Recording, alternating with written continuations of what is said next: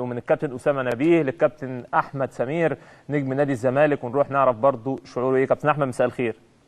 مساء الخير يا استاذ حضرتك. اخبار حضرتك ايه؟ كله تمام؟ كله تمام الحمد لله. الحمد لله. شايفك يعني بعد 3 بونت امبارح، معانا حديث كان معاك، شايفك متفائل. كل اللعيبه فرحانه بال3 بونت امبارح، بس عينهم كلهم في اثيوبيا، عينهم في سان جورج، عينهم في لقاء مهم في دور ال16 في البطوله الافريقيه.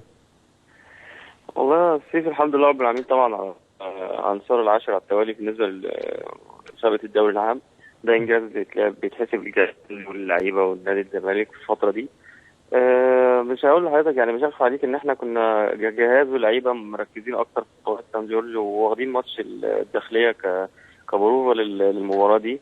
وفي حاجات كتير جدا الحمد لله رب العالمين ساعدتنا ان امبارح ان احنا يعني سيناريوهات حصلت في الماتش ممكن تقابلها في المباراه الجايه قبل جورج. يعني ممكن ان انت ربنا يكرمك كنت تقدم بهدف، تحاول انت تحافظ على لا قدر الله لو في جول تحاول ان انت تجيب الثاني. فدي حاجات دي كلها ممكن تقابلها في الماتش الجاي بتاع سان جورج. مع نسبيا برضو ان احنا لعبنا الساعه 3:30 هيبقى نفس توقيت المباراه، بس اي نعم مش هيبقى نفس الحراره، بس شويه الجو كان حر. ففي حاجات كتير حصلت امبارح الحمد لله في صالحنا. احنا كان تركيزنا فعلا ان احنا واخدينها زي ما قلت لحضرتك بروفة سان جورج. الحمد لله رب العالمين على المكسب امبارح، وده اهم من اي اداء. ان احنا عاوزين نسافر واحنا معنويا يعني زي ما بيقولوا عشان ما قدمناش اي حاجه غير اننا نلعب على المكسب ان شاء الله في اثيوبيا ان شاء الله باذن الله. هل موضوع التجديد شاغل لك بالك؟ يعني فتحوا التجديد دلوقتي مع صابر رحيل، مع ابراهيم صلاح، مع جعفر. هل ده يعني نوع عامل لك قلق ولا مش؟ يعني ما فيش مشكله؟ الكابتن اسامه نبيه دلوقتي كان بيقول ان الملف كله متاجل اول ما نرجع ان شاء الله من اثيوبيا. والله يا كابتن سيف انا حصل قعده بيني وبين الكابتن حازم امام والكابتن ايمن يونس من حوالي شهر. الحمد لله رب العالمين اتفقنا على كل حاجه، وانا ما عنديش اي مشكله. نادي الزمالك ليه الاولويه عندي فوق اي حاجه. انا قفلت الموضوع تماما لنهايه الموسم بناء على ان قعدت مع الكابتن ايمن والكابتن حازم واتفقت على كل حاجه، واتفقت على الامور الماديه واتفقت على كل حاجه.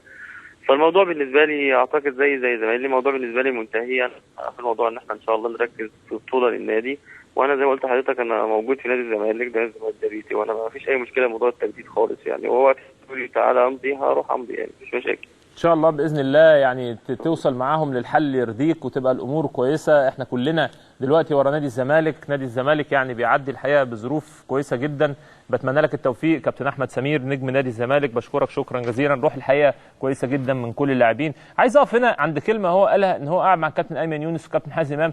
كابتن ايمن يونس والكابتن حازم امام والكابتن حماده امام لجنه الكوره، يعني بغض النظر عن بتاعهم بقيه الاسامي، انا مش عارف مين الاسامي بالظبط، عاملين شكل مختلف لنادي الزمالك. الحق يقال يعني في الكابتن ابو رجيله، في الكابتن احمد عبد الله، عاملين شكل مختلف. يعني المجلس بعد شويه عن التجديدات، عن التفاوض. ناس الحقيقه محترفه، ناس بتتعامل بشكل مختلف. كابتن حماده امام يجيد التعامل مع الاعلام، كابتن حازم وكابتن ايمن لهم من الخبره، كابتن احمد عبد الله وكابتن ابو رجيله الحقيقه يعني برضو ليهم دور كبير. كابتن ابراهيم يوسف الغزال الاسمر طبعا يعني ليه دور كبير جوه نادي الزمالك، مع العلم ان هو الفتره اللي فاتت تصريحاته كلها ان هو يعني مش مبسوط داخل مجلس اداره نادي الزمالك، او ان هو مش هيخش تاني. هتبقى طبعا خساره كبيره.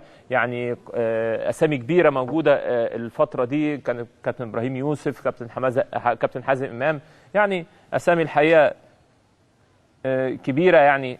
ويعني بس انا الحقيقه القصه دي عامله لي حاله ارتياح، ان يبقى في لجنه كوره زي النادي الاهلي، تبقى الفرقه مفصوله تماما بمشاكلها دي. جوان احمد سمير، شريف خيري على طول شغال معانا. شريف بيحسسني ان هو عازف جيتار يعني، اي اكنها في حفله، اي حاجه على طول سان جورج تلاقي سان جورج على الشاشه، زمالك احمد سمير، اي حاجه على طول تلاقيها في دقيقه. يعني الحقيقه انا اكتر واحد نفسي الزمالك يكسب في اثيوبيا، لان بقول لكم مش بس هيبقى فريق نادي الزمالك، هيبقى فريق نادي الزمالك يحصلوا ان شاء الله باذن الله النادي الاهلي، نتاهل كاس عالم، كابتن ربيع يعمل مفاجاه على راي النجم محمد صبحي، تك تك تك نروح في حته ثانيه. هي دي هو ده بالظبط اللي كنا بنتكلم عليه. مش هنلعب بقى لقاءات بالوجبات، هنلعب لقاءات ب50,000 ب100,000 ب150,000. يعني الدنيا